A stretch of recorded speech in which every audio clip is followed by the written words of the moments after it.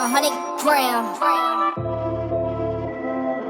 Hi, my name James, and I'm from Uptown, from the Magnolia to be specific. Alright, and what are you mostly known for in New Orleans? In New Orleans, I'm known for my brands, which is called M-Line, so that's pretty much the main thing. Just being super cool too, like being the cool guy. Dope. So tell us about your upbringing, growing up in New Orleans. How was it? How was your family dynamic? And what did you learn from that experience growing up here in New Orleans? From my upbringing, so I was brought up in the Magnolia Projects, which was like super, I would say like grimy, but I feel like it was super family oriented. Like, you know what I'm saying? You know, in New Orleans, we really have that. Back before Katrina, we had that real family. It was really family-oriented city, and when I say that, I mean you got 200 kids in one project. Like, you know what I'm saying? Everybody outside playing with each other. You might not know, some people might be off the old side or the new side, so you might not know some of the kids, but as y'all get older, now we could like go on that side, or they could come on our side, and we just all go to middle school together. You know what I'm saying? So it was super like family-oriented. So I like, my dad was the person that used to throw the crawfish balls and the barbecues and the projects, so you know what I mean? I gained a sense of that, and that grew with me when I got older. So now, like, man, I'm always trying to like get my friends together and do like some, some fun shit, some cool shit, you know what I'm saying? But I learned a lot on the street side, you know what I'm saying? Not knowing how to like move, like, you know what I'm saying, and not put myself into some shit that I ain't supposed to like really be in, like, you know what I'm saying. But I also went to school. I'm from the hood, but I went to Easton before the storm, like, you know what I'm saying, which was one of the good schools. So you meet different type of people, you know what I'm saying. I know some people that's super hoods, like real gangsters that did some shit, right. And then I know some people that never seen nothing like that. So you know what I'm saying? How do you feel like you have an advantage just in life by having that type of balance about knowing, street side things, and also how to actually, get somewhere by doing the right things? Yeah, I definitely feel like that's my advantage, because we moved out the project when I was in 8th grade, you know what I'm saying? But I still used to like go back there after school and shit like that. But when you have, it's like a box. Like if you just in the hood, in the project, like you got people that never seen nothing outside of the hood until Katrina, you know what I'm saying? So you don't know nothing else. You know what I'm saying? Me transitioning and being around people that wasn't from the hood, now I could see other stuff. Like, you know what I'm saying? You kind of like get a sense of, damn, it's not like what I'm from. You know what I'm saying? Or it just it elevate your mind, like, you know what I'm saying? So I feel like knowing these type of people, like actually seeing this and being around this and knowing this type of person, and like, you know what I'm saying, it helped me like grow as a person, you know what I'm saying? And it just make you know how to like operate with different people, how to deal with people, like, you know what I mean? When I'm around my hood friends, my friends that's just straight ghetto, like we might just talk like that. Like, you know what I'm saying? When you're around somebody that's not that, you talking to somebody about business, like you know how to talk, like, you know what I'm saying? You don't want nobody to think that you one dimensional, you don't have the mindset to accomplish what you're trying to accomplish. Right. So tell us about Easton. How was that experience, and did you start to think about fashion at that time in high school, or was it even before that? So to start it with Easton, like, man, that's the best high school ever. You know what I'm saying? So just for the people that ain't really go to Easton, but honestly, bro, it was super cool. Like, you know what I'm saying? I transitioned from Woodson, which is in the Magnolia Projects. My 8th grade year, one of my homeboys, they had a shooting in the school. Like, you know what I'm saying? I transitioned from that to Easton. Like, you know what I'm saying? It's totally different things. Like, yeah, so it's different dynamics, and like I said, it's cool people at this school, they're not into that, you know what I'm saying? And then when I got there, it was, you go from like My dad always was that. My dad was into fashion, you know what I'm saying? So he always like bought me the new kicks. At the time it was the throwback jerseys, like I was into that, like, you know what I'm saying? Back in the hood, like all the kids can't really afford that. You know what I'm saying? So being in the hood is like, man, you the fashion dude. And then when you get to Easton, it's like, man, all us on this. Right. You see what I'm saying? So how was that for you? Like having that transition in that, like was that a wake up call or was it just something where it's just like? Nah, not really. I mean, in school, anybody that know me from elementary, they gonna tell you like he always was the dude with the kicks, and so now like looking back, at Easton I was on fashion, in middle school I was on fashion, in elementary I used to cry in Foot Locker. My dad didn't want to get the shoes, I'm crying right now. So I need these shoes, and I'm talking about this is 6, 7 years old, like, you know what I'm saying? Right. So I see it as I just always been in this, like, you know what I'm saying? When I was 8, my cousin taught me how to clean my shoes with the soap and a toothbrush. So I'm 8, 9 years old, like really cleaning my shoes and wanting to go outside with clean sneakers on. 8-year-olds don't do that. Right. You know what I'm saying? I used to line my shoes up in the house, in my closet, like, you know what I'm saying? So now that I'm older, I can look back and say, damn, bro, this has been in you, like, you know what I'm saying? My daddy let me dress myself for the first time when I was Thanksgiving 14. I was 14. You know what I'm saying? That shit was like super high. Like, I don't think I probably wasn't the freshest. You know what I'm saying? Because I'm already into the mentality of where he kind of like always buy me. So you know what I mean? Right. But now I'm a little older. Yeah, so I think I bought like this one Tim's was popping. They had some royal blue Tim's just come out. Fire. And Uptown, we used to wear the big fat laces. We used to call them big boys. So I had the royal blue Timbs. I bought some sky blue big boys. I put them in there, and then I had like a Fat Albert sweater, like a knit sweater, and then I think I had probably like some Rockaway jeans or something. You know, that's what we used to wear back then. You know what I'm saying? I felt like I was fresh. You know what I'm saying? Maybe I don't know if I was or wasn't. Like, you know what I'm saying? So. But in a sense, at the same time, fashion is still, you know, being a creator. Yeah, definitely. Like. So fashion could be subjective as well. Do you think? Yeah, I mean, it's art. Like, you know what I'm saying? When you put on your look, you want to look a certain type of way. Like, you got an idea in your head that this is what I want to look like. You know what I'm saying? So if you might see somebody with some khakis, some Dickies on, with a black tee, with the hat, like the white with the black hat, kind of like this, and they might have on some Cortez or some Chucks or something.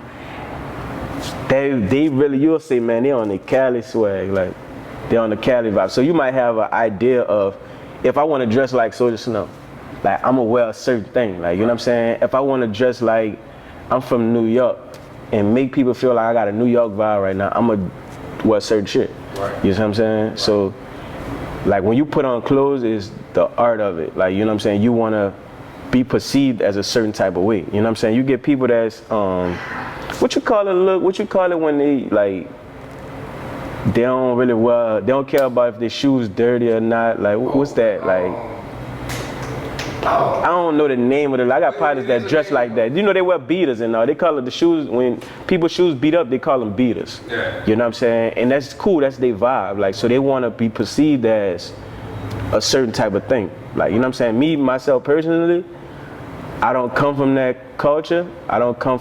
So I like to be fresh all the time. Like, I'm not going outside with no dirty shoes on. Right.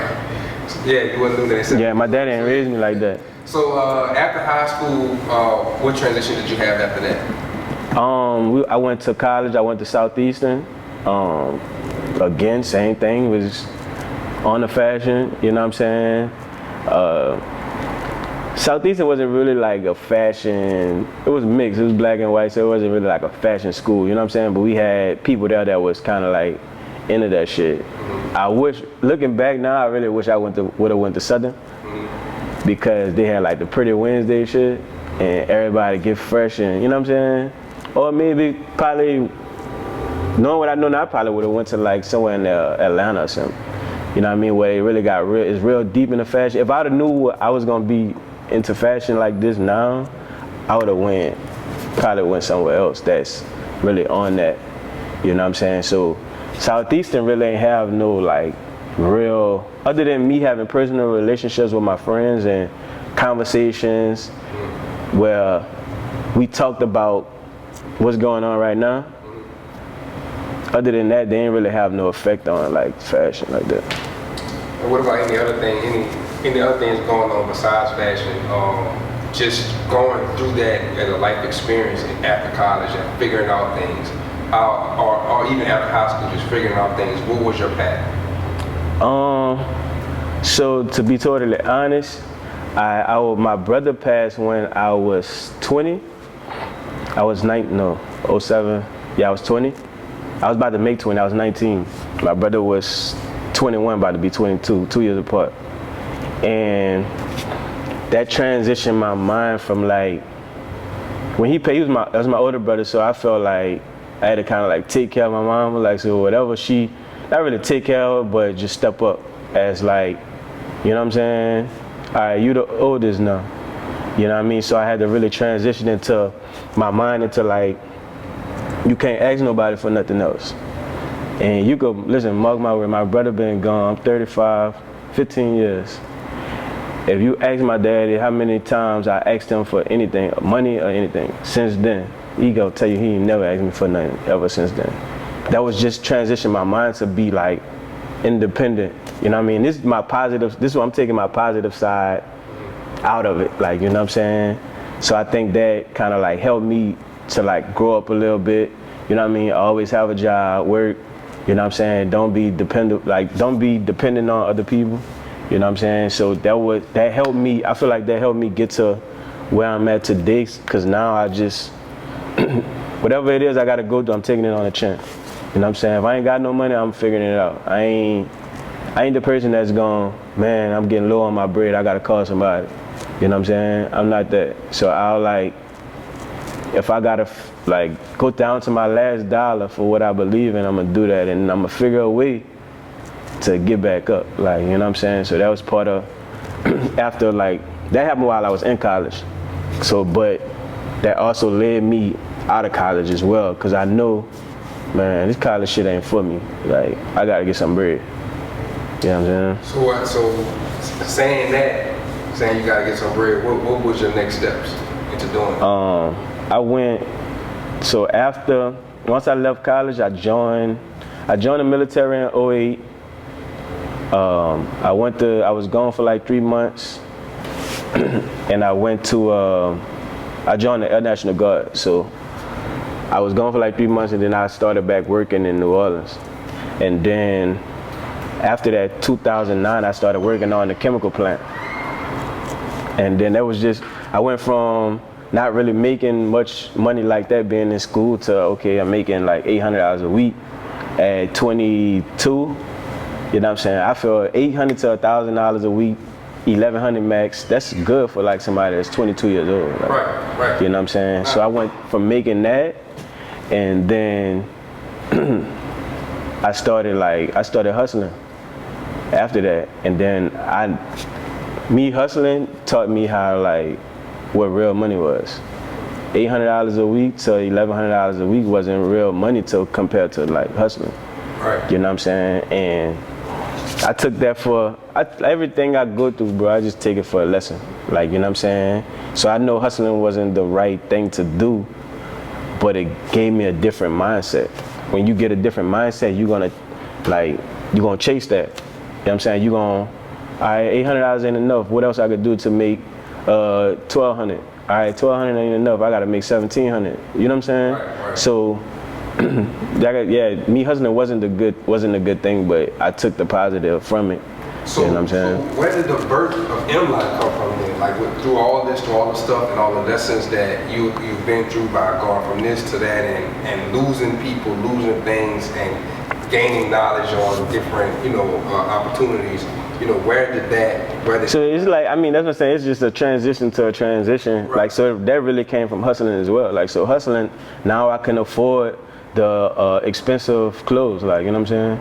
I could buy different shit. I was hustling, and I started doing styling and personal shopping. You know what I'm saying? So now, like, I'm hustling, and a lot of people don't really know about me, like, hustling. So this, like, you know what I'm saying? Right. So I started doing, like, personal shopping and styling. So now I'm around all the popping clothes, like the expensive shit, the Givenchy, the fucking Balenciaga, Baldwin, what else? Marcelo Burlon at the time, Hood by L, all this shit that's, like, you know, expensive and fire. Now I'm buying it and I'm wearing it. So now I can know, I'm gonna tell you, so this how I got into fashion for real. I got up one time in 2013, this is around my, like, hustling time, and I got a haircut. I got, like, a flat top. And I feel like, man, I looked fire. So I'm like, man, I need to take fashion serious. Like, you know what I'm saying? Because I like to look good, so, man, you need to take this shit serious. So then I got into the styling part of it and the personal shopping, you know what I'm saying? Which led me to buying all these expensive things. And one of my homeboys, Charles Camus, he called me one day. He was like, man, you need to start a clothing brand. And I'm like, nah, like, I ain't really ready for that. Like, you know what I'm saying? I don't see myself doing that right now. Like, but once he said it, like, it just sat on me for some time. He just sat on me and sat on me and sat on me.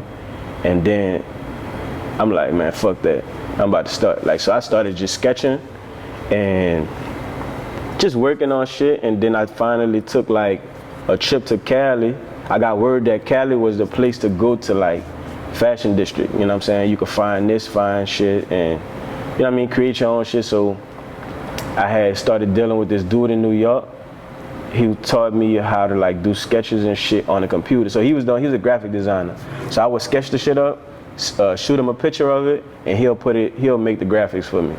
And then it was like, crazy part, I just talked to him today, and I ain't talked to this nigga in so long. So he was like, man, listen, I don't have the time to really do what you want me to do, so this the software. I'll send you some templates that you could practice with, you know what I mean? Go on YouTube. Anything you want to learn how to do, just do it on YouTube. You took to it. Listen, I bought a pen pad. This was 2015. I still use the same pen pad to this day. And I tried it. I'm like, nah, man, this shit too complicated. Man, I'm gonna pay you to do this shit, bro. You just do it. Right. Man, so boom, I paid him $1,800 for, he said, unlimited designs. So, you know, you think unlimited, you think like, man, I can sketch whatever up and just send that shit to you. You know what I'm saying? Right. Boom. So I sent him another, like, the first thing I sent him about 20 designs. And then the second time, I sent him about another 20. So he like, man, like, you know, I probably gonna have to charge you a little bit for this extra shit. You know what I'm saying? All right. So he charged me an extra $500, $2,300. Now, mind you, I paid $2,300 for 40 designs, and I never used none of them to this day. It's crazy. Listen, I never used none of them to this day. So now I'm back on the pad, I'm sketching. So I sent him I finally got the t-shirt I want to release. And I said, listen, bro, this is the one. This is the one I want to release. Ooh, he said, all right, $250. I said, $250? Now I'm doing the calculations in my head, man. I just paid you $2,300 for 40 designs. Right. Like, now I gotta pay you $250 for one, so I'm gonna have to pay you $250 every time. Right. Nah, I'm about to learn this. I learned that shit in 30 days. I swear, no cap. I learned that shit now because in my mind I'm focused. Like, so now I'm up every night. I'm focused. I'm learning it. So now I know how to do my own graphics. You know what I'm saying? Which led me to my first T-shirt, my first hat. You know what I'm saying? A denim jacket. I released all that. Like, he did the T-shirt, he did the hat. Everything else after that, I designed on my own. Yeah, I mean, from what you're telling me, you know, I feel like some people would just honestly get frustrated and not even try to. Yeah, I mean, that's your natural instincts, because you feel like it's easier for somebody who's professional at it to already do it. Like, you know what I'm saying? So, man, listen, I'm gonna just pay you. Don't worry about it. I could do something else while you're doing that. Right. You know what I'm saying? But realistically, like, whatever you want to do, like, you need to know all the process. Everything, you know what I'm saying? So that's like with me, I got a brand. Every piece of that go with this brand, I need to know how to do it myself. Right. Because some days, some people might not be available. You know what I'm saying? That's like, okay, so now I know I need a photographer, I need a videographer, I need a graphic designer, I need like models, I need, like, you know what I'm saying? I need to know how to do all that shit. Right. So yeah, I don't want to have to be the person that do this all the time. Right. You see what I'm saying? But realistically, you should know how to do it, because you don't know when somebody telling you bullshit. If you don't know how to do it, like, you know, now you do graphics, you can't tell me how, man, I can't do this, or this shit too hard, or man, this need to cost this much. Like, nah, man, somebody try to tell me, I don't really know how to work Photoshop, I do Illustrator. Right. Somebody try to tell me like, man, it's gonna be $1,000 for a design. But what? Straight. I do that shit myself. And I know how to get my point. I might not be the coolest graphic designer, but I know how to get my point across. Right. You know what I'm saying? And it always kind of goes back to a lot of entrepreneurs when it comes to delegation and then choosing what parts that you take keep on. Yeah. What do you feel like your biggest success as far as elevation has been? Like those pinpoints on how you've elevated throughout the years within just your brand in general? Because it feels like you're trying to even go more into a whole culture and not just brand, if that makes sense. I'm trying to see how to like answer your question, because I know you said something about delegate. So it seems like, I guess I can simplify it, because it's more so now it's like you're trying to branch off into more stuff, and not just do what you're doing. So I know it's kind of hard to delegate things, and like you said before, and you just do it yourself. So now you're doing even more. Yeah, so now I'm still learning how to like delegate shit. I'm gonna answer it in two ways. I think you got two questions. So I'm still learning how to like delegate shit now that I have like a store, because usually, like I said, I've been independent for so long, and it's like, man, I'm gonna do it. Like, you know what I'm saying? When it comes to taking all the containers, before I had a store, I had all the containers and shit in my living room. All right, man, nobody here really to help me shit. I'm about to do this shit myself. You know what I'm saying? So outside of doing before my store, outside of doing pop-ups, I did everything myself. Everything. Like, I'm going to Cali, I'm getting the boxes, shipped to my grandma's house, I'm taking them from my house, bringing them upstairs to my house, like going through doing the inventory, like doing the designs, everything I did myself until I started doing pop-ups. Then I would get my partners to come help me with the containers. My daddy will help me. You know what I mean? We do, you know, they'll help me work the pop-up. You know what I'm saying? Now, it's got to the point where I got a store and I can't be in there all the time. So I got people in there, you know what I'm saying, helping me out. So that on that side, I'm learning how to delegate. Now, as far as like the elevation, I feel like everything has been, it just happened organically. I feel like, you know how when some shit happen and it's just supposed to happen. It's supposed to go, it's meant for you. You know what I'm saying? So it goes a certain type of way. So I'm gonna bring it back a little bit. When I first got that same t-shirt that I'm telling you about, I was in Cali working, and the dude at the factory called me on the phone. He like, man, so how many t-shirts you want to make? And I'm trying not to make him feel like I can't afford the shit. Something like, man, give me 150. Not knowing like 150 of one thing, this is a lot. Right. Like 150, then you got 150 of one t-shirt, one color. The exact same. Yeah, that's a lot of fucking shit to say you never release nothing. You know what I'm saying? I didn't notice at the time, but I'm just like kind of trying to like, you know, show like, man, I could buy this shit. Right. Yeah. I got the shirt shipped to the house. I had moved to Houston. Now I'm kind of like, I'm working. I had 2016, I stopped hustling in 2015. 2016, I moved to Houston trying to get my shit together, get my life in order. And so I got the shit. Fast forward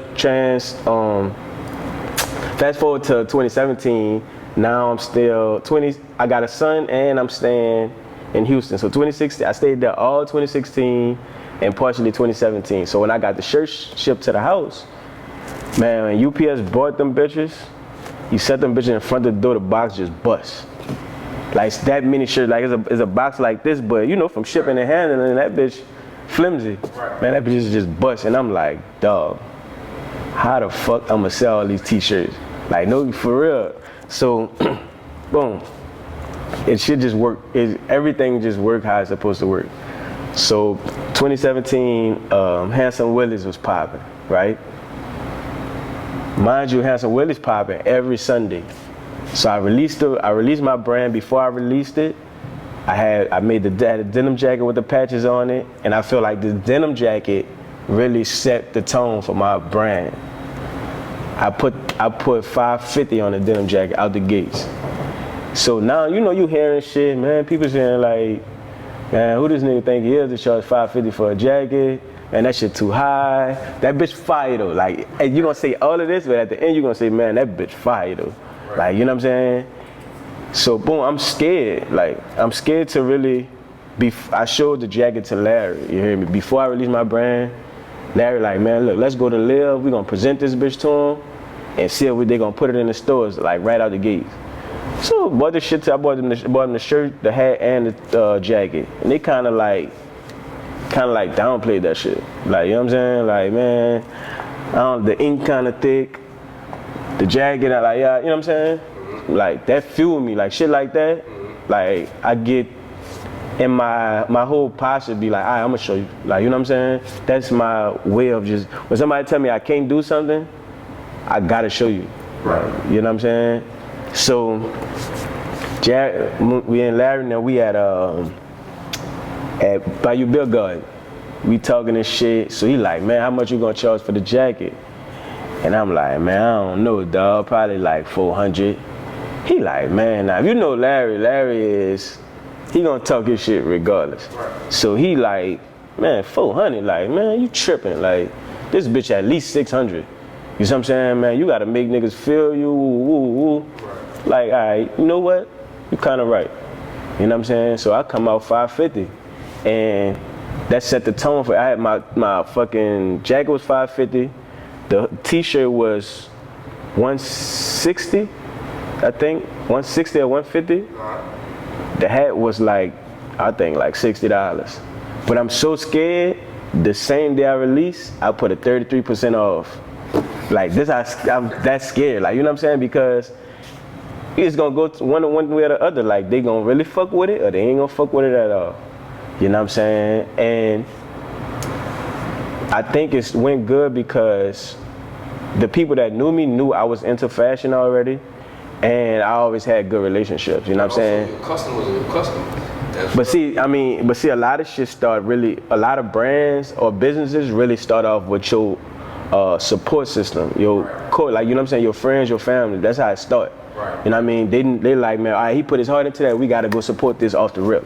You know what I'm saying? So that's what happened, and then.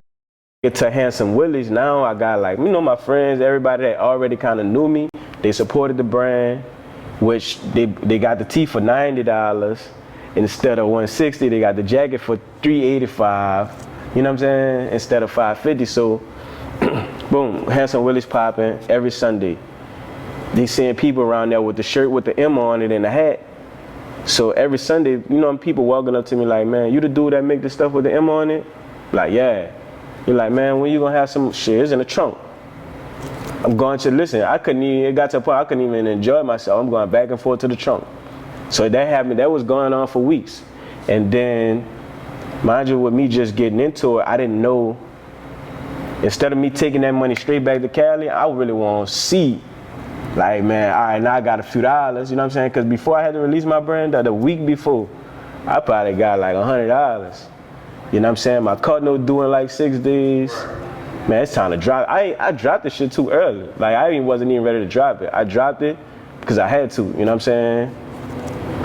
So now, instead of me bringing that money straight to Cali, I kind of held it. And then I put it for my hoodies kind of late, so my hoodies ain't come till January. When the hoodies came, it was like a wait. Like, they was waiting on the hoodies. So when I got the hoodies, shit, I sold 100 hoodies in the first week. You know what I'm saying? I mean, like 12 grand, and then we just kind of like kept going. You know what I'm saying? And it's always been like a good stride. Like, these whole 5 years, it's just been like What's good. next for you? Shit. Now, honestly, bro, I don't really know. You know what I mean? I know what I want to do, but I feel like I'm ready to like hit that big stage. But how that go in my eyes is like somebody, like in that entertainment world, you like really kind of waiting on somebody to stamp you. You know what I'm saying? Because New Orleans, I'm from New Orleans, so people here know who I am, but nobody else in like a Houston person that's from Houston probably don't really know who I am. Like, you know what I'm saying? Or same anywhere else. So You made the baby documentary. You saw that? yeah, I mean, How made you feel? it was cool. I knew about it. I ain't know it was gonna be on the documentary, but I knew about that situation. Like, you know what I'm saying? So it's other shit behind it, like, you know what I mean, that I wouldn't really want to see. Like, you know what I'm saying, that I could tell you, but that I just be like, that's cool, like, you know what I'm saying? But I think that come from me knowing how far I could go. You see what I'm saying? So it's not that I'm like ungrateful or not appreciative or not happy about it. It's just like I know the potential. Right. So I try to keep myself from like being wild out, and I just be content. Like, cause if I feel like, man, I'm that nigga, I'm doing this or I'm doing that, I could be content, and realistically, I'm only in New Orleans for real. Tell us about your events though, man. Like when you speak about your support system, you got events that go in the system in the city, Yeah. bike rides, you got balls, like how you got into all that, like what was your motivation to really like, that's what you were saying, like you got more than just a brand. You Right. got a movement. Tell us about that. So it's like, I really just went off of like our New Orleans culture, like, you know what I'm saying? I'm taking it back to like the 90s and shit. When I was a kid, they always had, there was something to do that was like annual, or like, this is what we looking forward to. It was always something that you was looking forward to, like, okay, they used to have the Turkey Bowl back in Annunciation Park, the 10 wall against the Iberville. They did that every morning on Thanksgiving mornings, like probably like 11, 12 o'clock, but they was playing in full contact. You know what I'm saying? We used to go to that. So now with my brand, I got the Turkey Bowl. You know what I'm saying? They don't have that shit no more.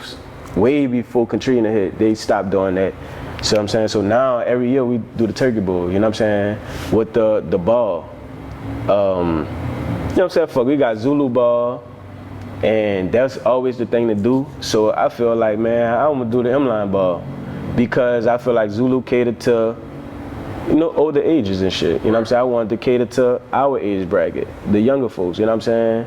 And on top of that, shine light on the legends and shit that's before us that, you know, they classic to us. They paved the way for a lot of, you know what I'm saying, artists that's in New Orleans, or just the New Orleans culture. They made what New Orleans is, like, you know what I'm saying? So, What makes New Orleans to you? our culture. Like, nobody don't have the culture we have. You know what I'm saying? We still going off a culture from probably the late 80s, like, for real. You know what I'm saying? Second lines and DJs and bounce music, all that shit, we still moving off of that. You know what I'm saying? Somebody that come down here and go to the club that never been here before and hear a bounce song in the club and be like, what the fuck is this? But this shit fire. You know what I'm saying? So we just have, like, really have that culture. You know what I mean? And we have, it's so, and I think it's the way it is because New Orleans is compact. Like, New Orleans is super, super small, and people don't understand it. Yeah. Like, every corner you've been, a little bit, not so much now because it's like gentrification, but before the storm, every corner you've been is a hood. Right. Like, when you going from, you got projects that's 5 blocks away that's beefing. You know what I'm saying? It's all hood. So everybody know everybody. You know what I'm saying? People from uptown know downtown, people from the east know West Bank. Like, everybody know everybody. So everybody has that same culture. Even if you're not from a hood upbringing, you still talk like a New Orleans nigga or a New Orleans chick. You still gonna say the slang, everything. You know what I'm saying? So Yeah, we just super cultural, and I wanted to really keep that inside of like my brand. You know what I'm saying? So anything, and also like I told you, my daddy is kind of like, we always had like shit going on. So I'm an event type of person. Right. You know what I mean? And on top of that, before, I don't know if a lot of people know, but I used to throw parties and shit, like 08, 07, 08, 09, around that time. Something you enjoy doing? Yeah, I was actually like a promoter. I was one of the young niggas at 21, like throwing parties and shit, you know what I'm saying? And I felt like it was just too much going on with it, so I just stepped away from it. And we here now, like, you know what I'm saying? But I want to keep all of those type of things. And I feel like you want to keep your customers and shit in tune. You know what I'm saying? In tune with your brand, in tune with like meeting other. I got people that never knew each other, but because they got this on, they can have a conversation, like, you know what I'm saying? Right. So, and that's where, you know, that's what it's really all about. So tell us, if you have a story that can only happen in New Orleans, that can't happen nowhere else. Damn. A story that can only happen in New Orleans, that has to do with the brand or just Anything. Period. Shit. Man, you should have sent me this question last week. Max said the dude with Soldier Slim rapped about came in the courtyard. Eric Benet shot dude up with the clown suit on. That was his story. He was like, I was really out there playing pitch up tackle and a half. It could be bad or it could be good. It could be bad. Witness in New Orleans, just like, man, only in my city. Ooh wee. Alright. I'm trying to take it back to some shit I was there for. Damn. We ain't got no other questions and I could just think about this right quick. Like, you know what I'm saying? I want to give some fire shit. What advice would you give to the youth from all the experiences you have and the successes that you have gotten? What would you tell them? Man, pretty much like just like find your passion. You know what I'm saying? I felt like I found my passion at 26. I've been dealing with it all of my life, like obviously, you know what I'm saying, but I've really figured it out. A lot of people are gonna live to make 50 years old and never ever figure out their passion. Like, you know what I'm saying? That shit really be right under your nose. Like, it's some shit that you do every day, all the time, without even knowing. Like, you know what I'm saying? Like I said, you might be the nigga that just like the clean sneakers. That shit could make $1 million, for real. You know what I'm saying? Anything can make $1 million. You just gotta have the mindset to, you know what I'm saying, create it to make that. But there's a passion in anything, bro. If you the clown, the class clown, you might be the comedian or the actor or the, you know what I'm saying, if you get that shit polished up. So if you fucking the chick that gossip all the time, you might be the fucking shade room. You know what I'm saying? But if you don't look at it that way, you'll never tap into it. Like, you know what I'm saying? So to the you, just like, man, whatever, figure out your passion. And the sooner you get to figure that shit out, the more time you might have from figuring it out at 26 or 36, you know what I'm saying? You might could figure that shit out at 16, 17, you know what I'm saying? And once you tap into it, you taking it serious, you doing your research, you learning, you know what I'm saying? And you are your brand, like, you know what I'm saying? You just gotta market whatever it is that you putting out there, like, not to discredit anything or anybody else, you know what I'm saying? But I wear straight M-line, you know what I'm saying? Because this is me, this is what I'm marketing, this is what I'm selling, like, and I'm gonna put that shit on to make you feel like it could stand alongside all the shit that everybody else look up to, you know what I'm saying? I support other people, I buy other shit, you know what I'm saying? And I just really honestly keep it inside, but my brand, I haven't made it yet, I don't feel like, you know what I'm saying? I've accomplished some shit, I've hit milestones, but I'm still in New Orleans with everybody else, you know what I'm saying? So when you got something and you gotta be that, everything about it gotta be that. Like, you know what I'm saying? It's not gonna be too many times you're gonna catch me with some other shit on. You know what I'm saying? I mean, I got some close friends that have brands as well.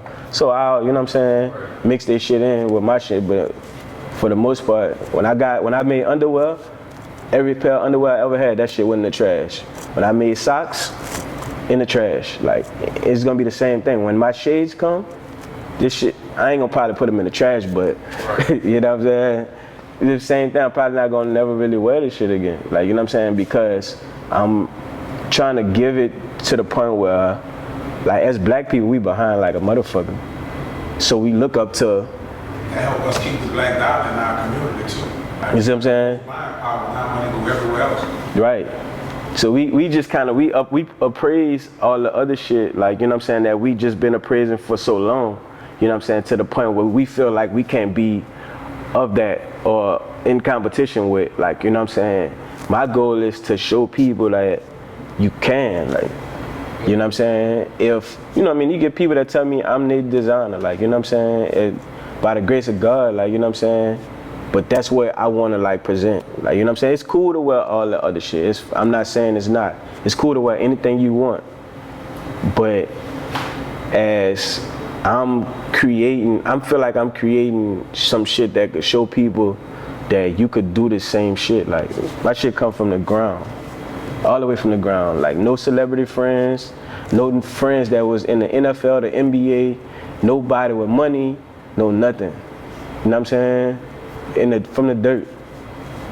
So if I ain't not the epitome of, like, that shit could come from nothing, like, I don't know what it is. Nah, man, I think you're doing a great job. I mean, I was in Atlanta for the Saints game and I seen your stuff everywhere. So Right. you don't even never met me before. So I know exactly what your brand is, and I think you're doing a wonderful job with everything that you have your mindset to. So, do you have an answer to that question I asked before? If not, we can end.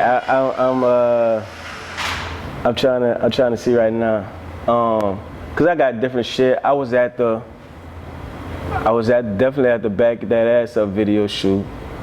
I was definitely at the Back That Ass Up video shoot.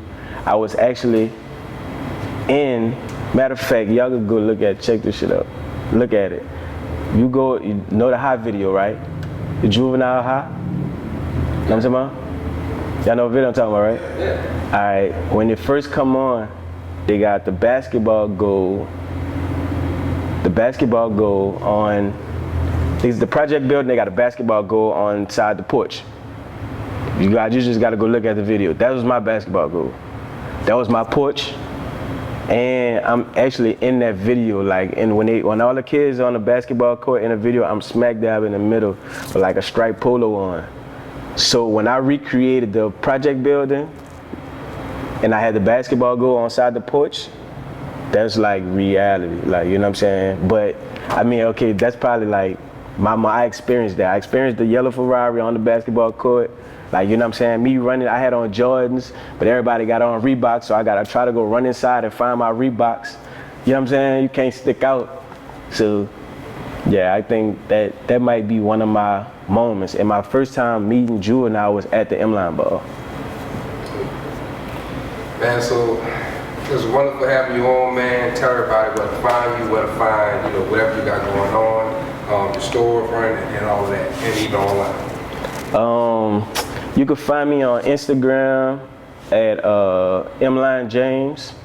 My business brand page is the 3_ Mline. I have a storefront, 1000 South Rendon in New Orleans. Pretty much that's it, you know what I'm saying? My slogan is for the city. That's been my slogan since day one. We still running with that, you know what I mean? Because I feel like we are like really behind as a city, as a mentality, and the forerunners and the people that's got good shit going on, and we trying to help people get that mentality that we could be of another big city, of a big brand, of entrepreneurs, and we could just help each other, like, you know what I'm saying, and not just be crabs in a bucket.